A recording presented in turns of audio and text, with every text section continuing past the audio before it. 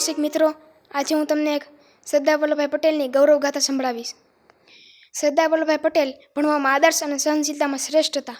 સહન કરે તે સુખી થાય. વલ્લભભાઈ જ્યારે લંડનમાં બેરિસ્ટરનો અભ્યાસ કરવા ગયા હતા ત્યારે તેમને એક વિચિત્ર પ્રકારનો રોગ થયો હતો. તે રોગ પાણીજન્ય રોગ હતો અને દૂષિત પાણીથી ફેલાતો રોગ હતો. આ રોગ વાળાના રોગ તરીકે ઓળખાતો હતો.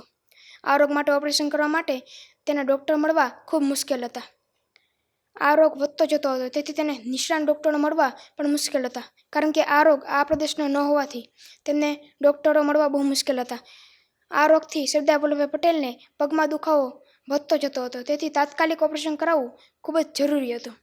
એક ડૉક્ટર ઓપરેશન માટે તૈયાર થયા.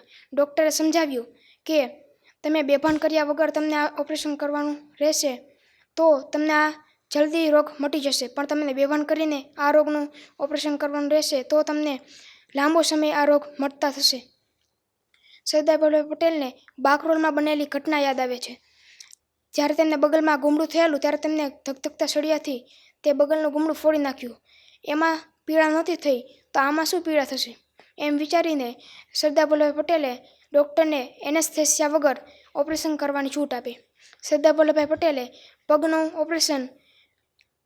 ઓપરેશન બેભાન કર્યા વગર કર્યું. 2 કે 2.5 મહિના સુધી સરદાર વલ્લભભાઈ પટેલને આરામ આપવામાં આવ્યો.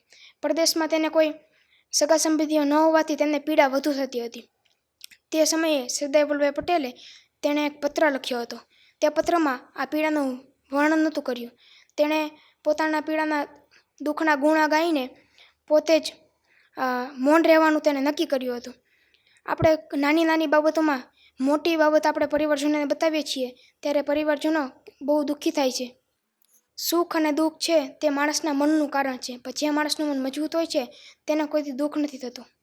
મારા દર્શક મિત્રો, તમને આ વિડીયો ગમ્યો હોય તો લાઈક, શેર અને સબસ્ક્રાઈબ કરજો.